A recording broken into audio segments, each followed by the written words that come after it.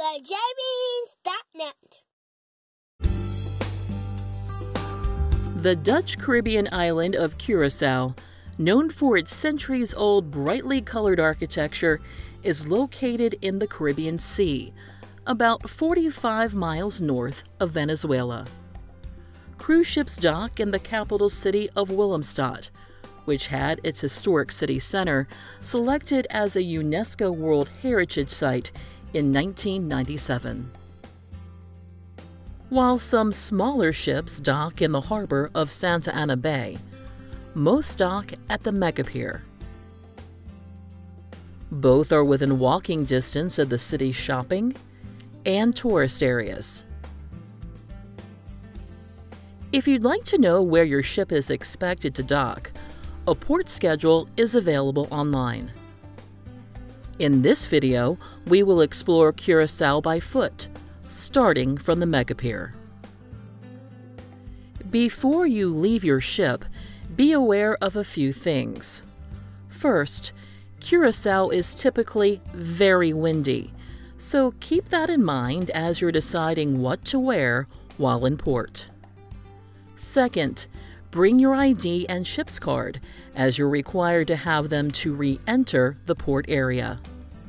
And finally, many merchants close their stores by 6 in the evening, and many shops are only open from 10 to 2 in the afternoon on Sundays.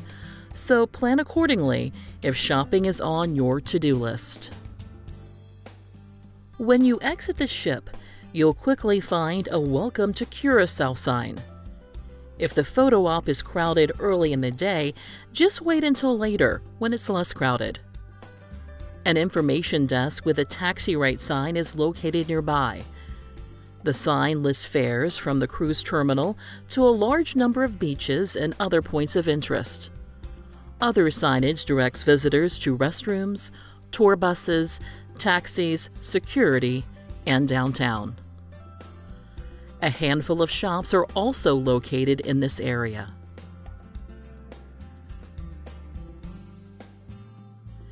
Be aware that the waterfront seating for some venues may get wet from waves crashing into the shoreline.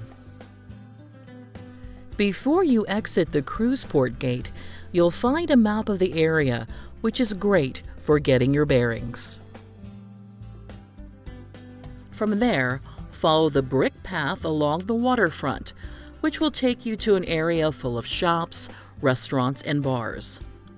Along the way, you'll pass the start of a self-guided historical walking tour. 7 signs present the story of Curaçao in English and Spanish. There are more than 30 shops, over a dozen restaurants and bars, and a few public restrooms in the Renaissance Mall and Riff Fort area. The Riff Fort, easily identified by its large stone walls, was originally built in 1862 and once housed 56 cannons to defend the city against pirates and invaders. It was transformed into a shopping and entertainment center in 2001. Signage is plentiful and helpful for exploring the 4 levels of the fort, which are connected by many stairways and pedestrian bridges. For a scenic view of the water and the city, climb the stairs to the historic Riff Fort wall. You'll find signage pointing the way.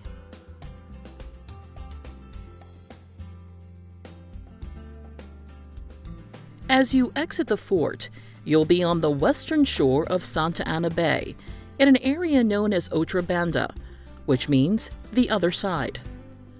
Several waterfront shops selling clothing, trinkets, and handcrafted items line the pathway. Pay attention to the splashing water from the bay as you pass by. To avoid getting splashed, we recommend avoiding the wet bricks. Ahead of you, you'll see 2 bridges. The bridge in the background is the Queen Juliana Bridge, which is touted as the tallest bridge in the Caribbean. It is not open to pedestrian traffic. The other, closer bridge is the Queen Emma Bridge, which is pedestrian only and connects Outra Banda to Punda, the oldest part of Willemstad. Also known as the Swinging Old Lady, the bridge consists of 16 pontoons that allow it to swing open for marine traffic. We saw the bridge do this quite often during our visit. In fact, one of the highlights of our visit to Curaçao was staying on the bridge as it opened to allow boats to pass through. If the bridge is not operating, free ferries are available just a short distance north of the bridge, taking passengers between the Outra Banda and Punda districts.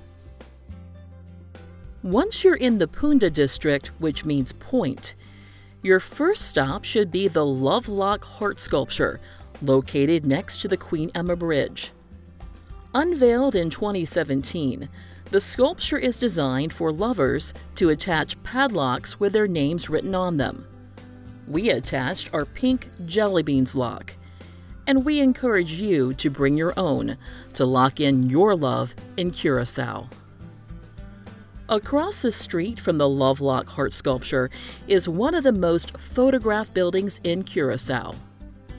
The Peña Building, a merchant store, dates back to the 1700s and is considered a great example of architecture from the Baroque era. From here, continue walking along the waterfront in a clockwise direction, enjoying the vibrant architecture of the area known as Handelsgade. The bright, sherbet-colored buildings reportedly became a local tradition in 1817. It is said that the Governor-General at the time passed a law that the buildings must be painted because he attributed his headaches to the glare from the previously white finish. Along the waterfront, you'll find the other ferry terminal, restaurants, and some opportunities for kitschy cutout photo ops. You'll also pass several pedestrian-friendly roads lined with shops. As the road turns right near the canal, you'll quickly find Curaçao's popular floating market. Boats from Venezuela dock here and sell produce and fresh coconut water. The merchants accepted US dollars on our visit. If you look around the back of the market, you can see the merchants' boats. Behind the floating market, you can see the Queen Wilhelmina footbridge, which was built in 1928 to connect the commercial areas with the residential areas. Continuing down the road, you'll come to a round building known as the New Market. The old market is roughly a block further away. However, during our visit, there were renovations underway, so most vendors were found outside on the sidewalks. Turning right and heading southwest from the markets, you'll soon find Queen Wilhelmina Park. The park features a few play areas, a statue of Queen Wilhelmina of the Netherlands, a large Curaçao sign, and a large douche sign. Douche is a common positive phrase in Curaçao and essentially means all good things in life. To reach Fort Amsterdam from the park, continue walking back towards the harbor and turn left just before reaching the Queen Emma pontoon bridge. The entrance to the fort's courtyard is through the archway that leads to a small road. The fortification was built in 1635 and was later converted into the governor's residence, the ministry, and several government offices. Fort Church, Curaçao's oldest Protestant church, is at the rear of the courtyard. Embedded in the wall of the church is a cannonball fired by a British Royal Navy ship during a brief attack in 1804. If your cruise ship has a late departure from Curaçao, we highly encourage you to venture out after dark. Not only is it a great opportunity to take a nighttime photo of your ship, but the city itself takes on a more lively atmosphere. Although we did find quite a few of the shops were closed, many restaurants and bars were still open after 6 in the evening, as was the waterfront market. During our visit, the Queen Emma Bridge was illuminated with multicolored lights, which made for a memorable experience. And of course, we enjoyed another bridge ride.